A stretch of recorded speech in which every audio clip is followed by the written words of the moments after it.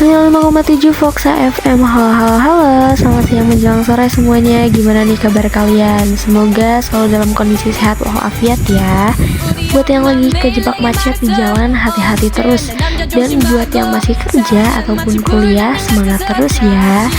Kali ini bareng lagi sama aku Nisa Zahra yang bakal nemenin sore hari kamu dengan berita seputar kelas aku yang kemarin. Nah, kebetulan kemarin tuh kan setiap minggunya tuh pasti harus maju 3 orang.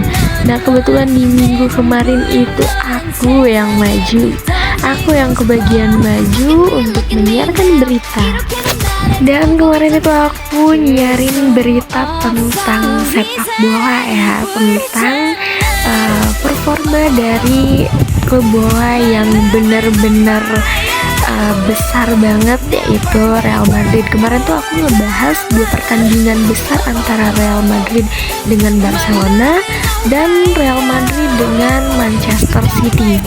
Oh iya guys, kemarin juga perkuliahan tuh masih dilaksanakan secara online. Jadi kemarin tuh aku nyiarin radio itu dengan kondisi masih online ya guys ya, perkuliahannya.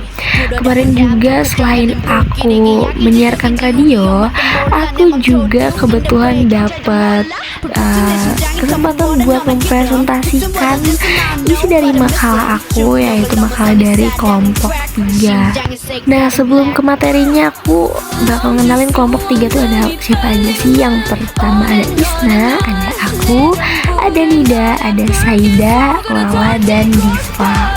Nah, kemarin tuh kita ngejelasin tentang apa aja sih.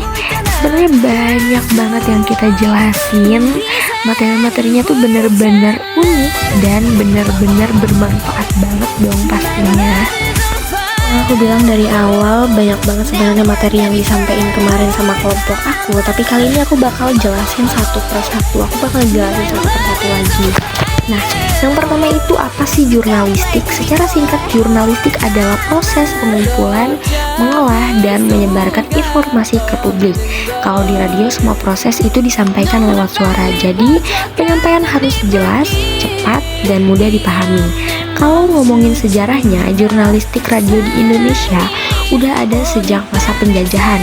Waktu itu radio digunakan sebagai alat propaganda, tapi setelah kemerdekaan, radio berkembang jadi salah satu media informasi dan hiburan yang digemari masyarakat.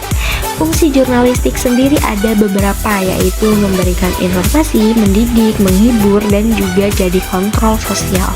Jadi radio bukan cuma buat hiburan, tapi juga punya peran penting dalam menyampaikan hal-hal yang berdampak bagi publik. Dalam praktiknya, jurnalistik punya kode etik juga loh. Seorang jurnalis termasuk penyiar radio harus menyampaikan informasi yang akurat, berimbang, dan enggak menyesatkan. Intinya harus bertanggung jawab dan jujur kepada publik. Lanjut ke penulisan naskah untuk radio. Berhubung medianya hanya audio, maka naskahnya harus singkat, jelas, dan mudah dimengerti. Gunakan bahasa yang akrab di telinga, kayak ngobrol langsung tapi tetap sopan dan informatif. Radio sendiri punya beberapa jenis siaran seperti berita, talk show, musik, iklan, dan juga drama radio. Nah, program-program ini disusun dalam jadwal yang teratur, tergantung pada target pendengarnya. Dalam jurnalistik radio, teknik komunikasi juga penting banget. Seorang penyiar harus punya artikulasi yang jelas, intonasi yang pas, dan gaya bicara yang bisa didengar biar pendengar pada betah gitu. Bukan cuma sekadar baca naskah, tapi juga bisa membangun suasana. Terus program radio juga perlu dievaluasi, apakah kontennya masih relevan, apakah pendengarnya suka, dan apakah penyampaiannya sudah maksimal. Evaluasi ini penting supaya siaran bisa terus berkembang. Jurnalistik radio punya ciri khas tersendiri, yaitu cepat, ringkas, dan langsung ke poin utamanya. Karena hanya mengandalkan suara, penyampaian harus benar-benar menarik dan mudah diikuti. Dalam produksinya, semua dimulai dari perencanaan, mulai dari menentukan tema, riset, menulis naskah, rekaman, sampai editing. Semua proses itu harus dikerjakan dengan teliti supaya hasilnya lebih maksimal. Terakhir, peran penyiar radio itu sangat penting. Mereka bukan hanya menyampaikan informasi, tapi juga menjadi teman bagi para pendengar. Suara penyiar bisa membangun kedekatan dan menciptakan suasana yang nyaman saat siaran berlangsung. Nah, itu penjelasan singkat tentang jurnalistik radio dari kelompok aku. Dan setelah kami mempresentasikan hasil dari makalah kami, tentu saja Pak Adi itu mengkoreksi kesalahan dan kekurangan dari makalah kami. Dan seperti biasa ya, karena belum terlalu mahir dalam penulisan makalah, ternyata di makalah-makalah kami tuh masih banyak banget yang salah, terutama dari judulnya tuh emang agak kurang nyambung gitu tuh dengan isi dari makalah tersebut. Nah, setelah Pak Adi mengkoreksi dan merevisi hasil makalah kami, setelah itu ada proses sesi tanya jawab.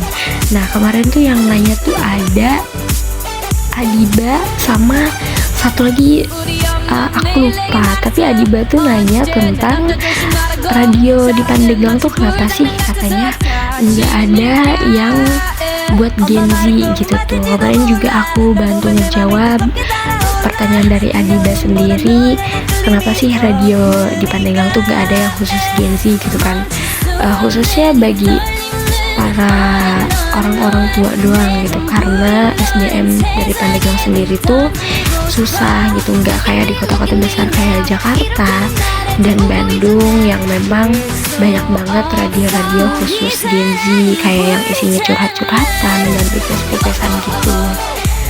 Wah, udah di penghujung acara aja nih. Makasih banget ya udah dengerin obrolan aku dan cerita-cerita aku tentang kelas penyiaran radio di minggu kemarin. Aku mau ngucapin terima kasih sekali lagi buat yang udah dengerin. See you next week and bye-bye.